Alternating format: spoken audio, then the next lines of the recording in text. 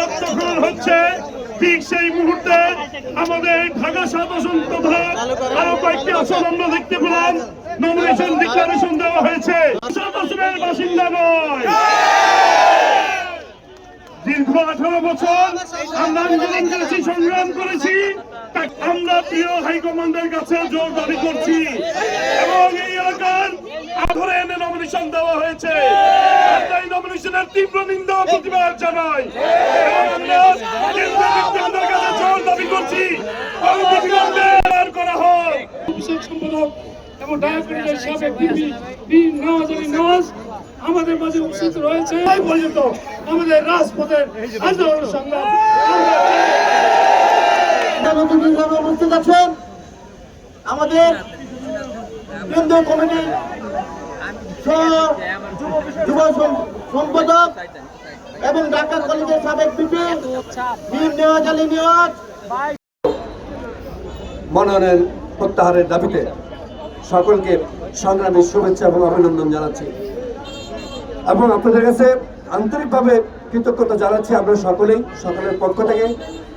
তার কারণ আজকে আপনারা জানেন যে কি প্রেক্ষিতে আজকে আমরা এখানে উপস্থিত হয়েছি। আমাদের ভিতরেও কিন্তু রক্তক্ষরণ হচ্ছে যে পার্টি নমিনেশন দিয়েছে, আমরা সেখানে এসেছি, কিন্তু আমরা বাধ্য হয়ে এসেছি যে দলটা আমাদের ডে বাই ডে ভিন্ন খাতে প্রবাহিত করার জন্য একটি মহল এই ষড়যন্ত্র চালিয়ে যাচ্ছে। সে বিবেকের তাড়নায় আপনাদের ডাকে সাড়া দিয়ে আমরা এখানে 4 জন, আরো 2 জন রয়েছে আসবেন, 4 জন আমরা উপস্থিত হয়েছি বিবেকের তাড়নায়। তার কারণে এই দলটি আমাদের সৃষ্টি হয়েছে, এই দলটি আমাদের সকলের জন্ম হয়েছে, এই দলই আমাদের প্রথম, এই দলই আমাদের শেষ। সুতরাং একটা দল এইভাবে আমরা ছেড়ে দিতে পারি না। সুতরাং আজকে দেখুন যে আমাদের আদর্শের জননী মৃত্যুর সাথে পাঞ্জা লড়ছে, আর সেই মুহূর্তে সেই সুযোগ নিয়ে সুযোগের সদ্ব্যবহারটুকু তারা করেছে, যাতে আমরা এবং কেউ যেন কোনো প্রতিরোধ গড়ে তুলতে না পারে। কতটুকু জঘন্য কাজ, নির্লজ্জ।